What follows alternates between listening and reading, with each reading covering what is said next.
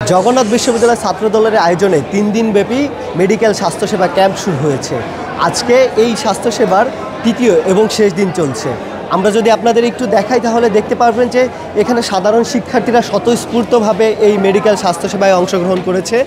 3 দিনব্যাপী এই জরুরি স্বাস্থ্যসেবা ও ঔষধ বিতরণী কর্মসূচির প্রথম দিনে মঙ্গলবার গাইনি স্বাস্থ্যসেবা এবং দ্বিতীয় দিনে স্কিন স্বাস্থ্যসেবা দেওয়া হলেও আজকে শেষ দিনের মতো মেডিসিন বিশেষজ্ঞ চিকিৎসকের সহযোগিতায় মেডিসিন স্বাস্থ্যসেবা দেওয়া হচ্ছে। এখানে শিক্ষার্থীরা স্বতঃস্ফূর্তভাবে অংশগ্রহণ করছে এবং তারা সারিবদ্ধভাবে চিকিৎসা সেবা নিচ্ছে। আমরা 3 দিনব্যাপী তাদের এই স্বাস্থ্যসেবা কর্মসূচিতে শিক্ষার্থীদের ব্যাপক অংশগ্রহণ দেখেছি।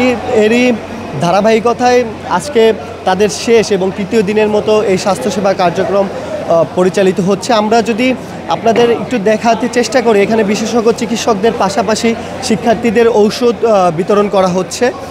আমরা এখানে আয়োজকদের সহযোগিতায় এখানে শিক্ষার্থীদের বিশেষজ্ঞ চিকিৎসকের পাশাপাশি ঔষধ বিতরণও করা হচ্ছে। আমরা দেখতে পাচ্ছি যে জগন্নাথ বিশ্ববিদ্যালয় ছাত্রদলের আহ্বায়ক মেহেদী হাসান হিমেল এখানে ওষুধ বিতরণ কর্মসূচি চালাচ্ছেন।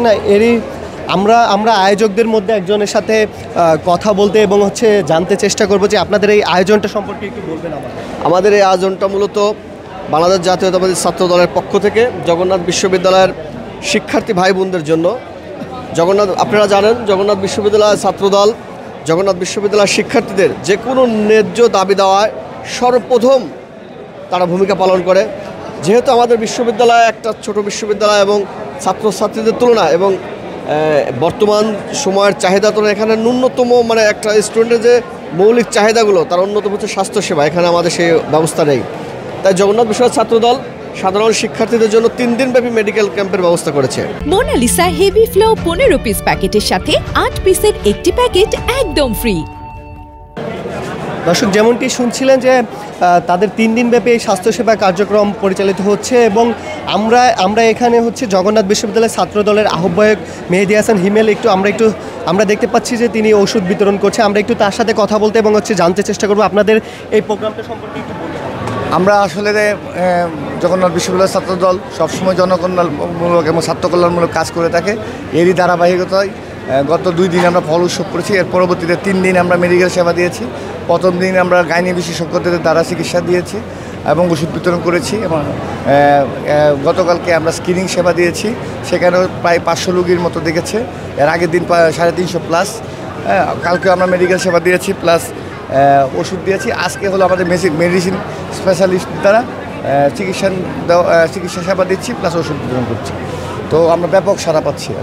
দর্শক, যেমনটি শুনছিলেন যে তারা বলছে যে তারা শিক্ষার্থীদের স্বতঃস্ফূর্ত অংশগ্রহণ এখানে পাচ্ছে না। আমরা যদি সেবা গ্রহীতাদের মধ্যে আমরা একটু 2 একজনের সাথে কথা বলতে চেষ্টা করব যে তারা এই বিষয়টিকে কিভাবে দেখছেন এবং তারা আসলে কেমন সেবা পাচ্ছেন। আমরা একটু তাদের সাথে কথা বলবো।